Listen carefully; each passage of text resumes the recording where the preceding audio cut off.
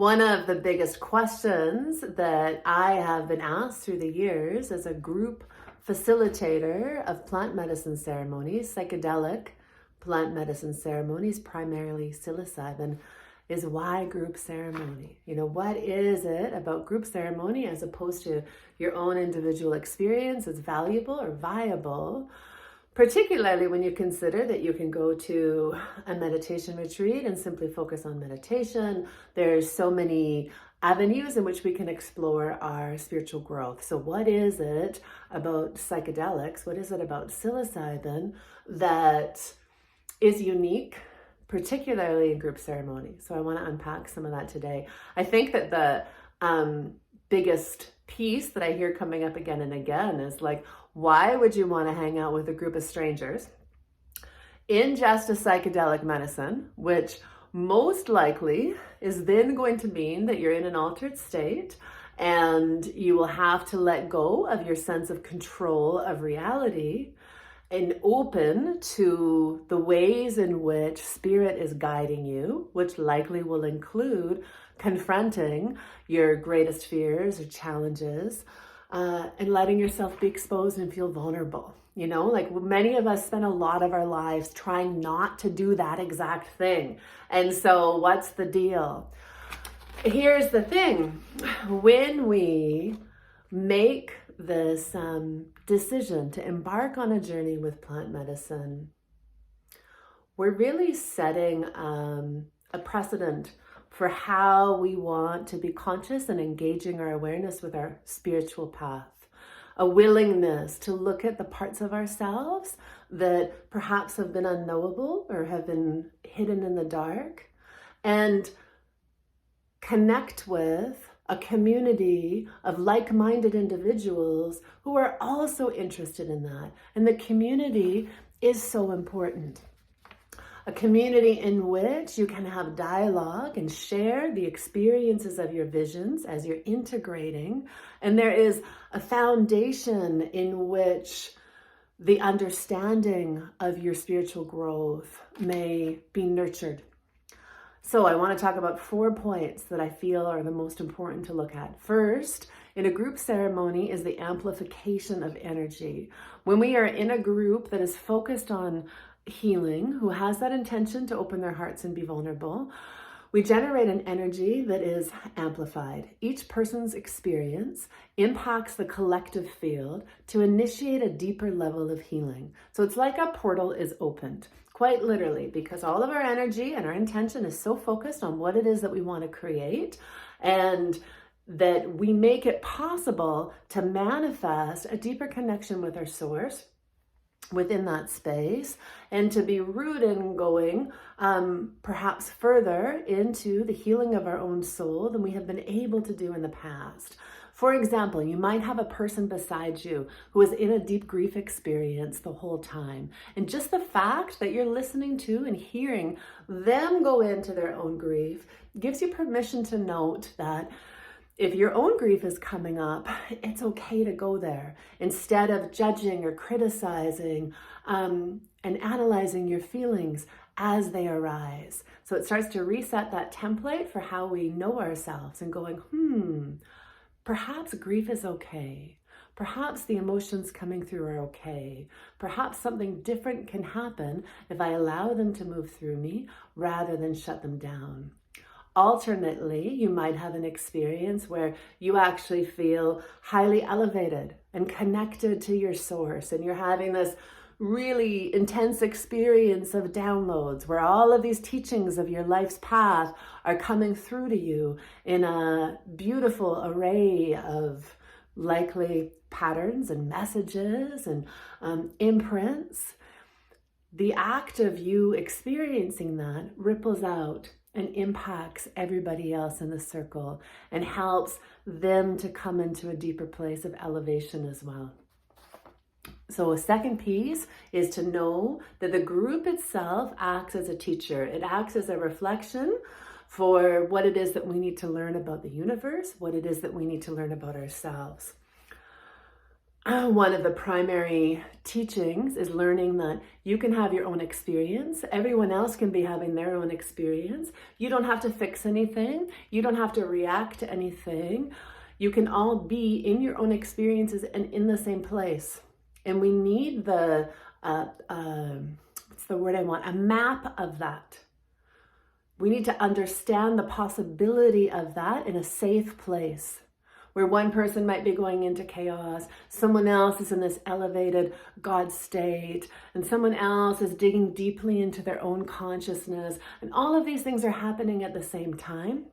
And it's allowed, it's okay, it's safe. Because often when we are in our family dynamic, our work dynamic, our community collective dynamic, we spend so much of our time trying to figure out who we're supposed to be in each situation. And we let that govern our actions and our responses. Or we think of who others maybe want us to be. So we need experiences in ceremony, in prayer, in a sacred place, where we recognize that we can be ourselves. And if we can be ourselves in this space, maybe it is then safe for us to be ourselves in the context of the greater world when we step out of ceremony and have to go back into our roles and our responsibilities. Perhaps we can find a new way of engaging with life that feels more authentic and more embodied.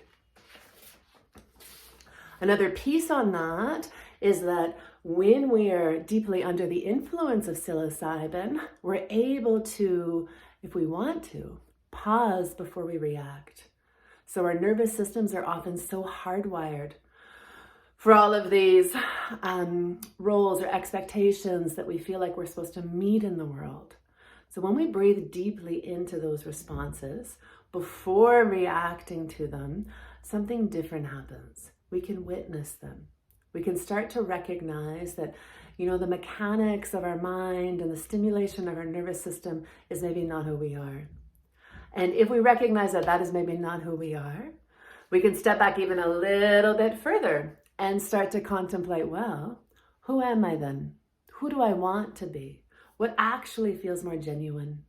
How can I be present and true to what is actually happening inside of me? Another important aspect is music, sound, our ability to allow for that wild, untamed energy that vibration and frequency is to move through us and to move us.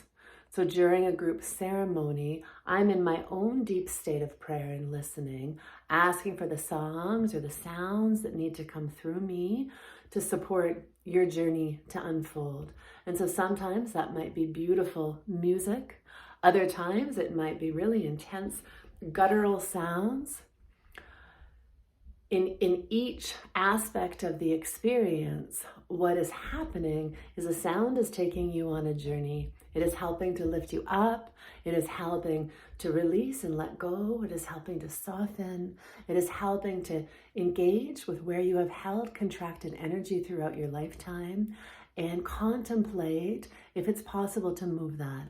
And moving the energy sometimes as simply as consciously going into it and investigating or inquiring what your helping spirits or guides are directing you to understand about it. It might be crying. It could be purging, although purging is not very common with psilocybin. Sometimes that's a part of it too. What's important is that the intelligence that is inherent in your own being recognizes that there is a way for you to move this energy. All right. I think that's my primary focuses for talking about group ceremony. It is a game changer. Last summer I was teaching in a pavilion tent on somebody's land in Alberta, Canada. And about an hour into the ceremony, which is the time period that is often a bit more discombobulated, where you realize that you have drank the medicine. You can't undrink the medicine. And there can sometimes be a bit of a battle with your ego for letting go of control and surrendering and simply allowing for what is unfolding. And so as a facilitator at that time period, I'm really focused on being rooted and and listening deeply for what songs need to come through. So right in that time period where there's a little bit more of the energy of chaos, uh, a crop duster airplane starts flying literally 200 feet from our pavilion tent, just in the other field. And so we're hearing this, and it's going down and it's circling around, and it was just at sunset. So it wasn't there for very long, but it was there for long enough that my group, and in my groups, people are laying down on their yoga mat, their eyes are closed, your attention is focused inwards, and you're really creating an opportunity to be with yourself. So the group has obviously become a bit activated because what is this sound? And your sensory awareness is heightened from the psilocybin to begin with. And in my head as a facilitator, I'm like, you gotta be kidding me. This is what's happening right now. There is an airplane flying this close to our tent an hour into our ceremony. And there's just this part of me that knows you have to trust in what's happening and that there's teachings in it and the right thing is showing up. And so I just breathed deeply into that. And a couple of minutes later, somebody started to laugh, a deep, deep belly laugh. And that laughter spread to the next person and the next person and the next person. And that laughter became the medicine that really shifted the energy in the group and allowed for everybody to go deeper, so much deeper. What was fascinating in the integration circle the next morning was listening to how important the sound and the experience of the airplane had been in people's journeys and what it had brought up for them. From one woman who was healing some ancestral trauma related to relatives being bombed in England, to another person addressing grief. It was uncanny how it and how synchronistic it was with people's experiences, and how much that laughter was the medicine that everyone needed. So even a year later, people are still talking about the joy that unfolded in that ceremony. I thank you for taking the time to listen to this video. I'm going to be uploading various videos that are reflecting on psilocybin as a healing tool, as well as some of the journeys that coincide with my book, Trauma as Medicine. And Trauma as Medicine focuses on our ability to generate our own ceremonies, to do the work that's necessary to lean into grief and trauma. So the focus is not on psychedelics, it's on our capacity as energetic beings to heal. And it includes information about psychedelics, and that one primarily ayahuasca. You can find it at sarahsalterkelly.com. Note that I do have an upcoming retreat. This is spring of 2023 that includes one psilocybin ceremony. Contact me if you're interested in that. Blessings.